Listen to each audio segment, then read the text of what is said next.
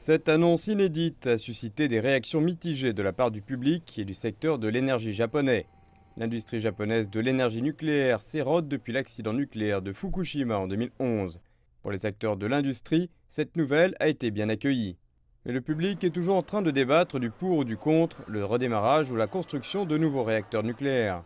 Selon les experts, il y a aussi une autre raison pour laquelle le gouvernement veut redémarrer les réacteurs dormants.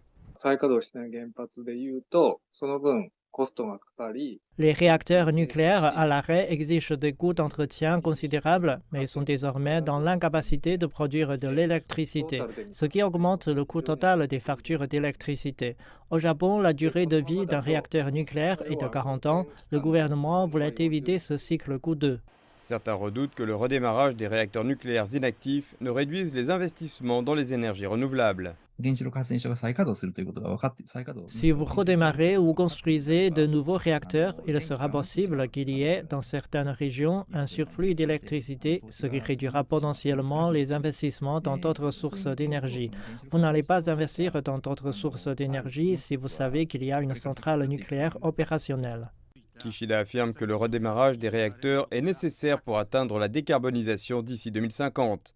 Mais selon les experts, le redémarrage des réacteurs en sommeil ne contribuera guère à cet objectif.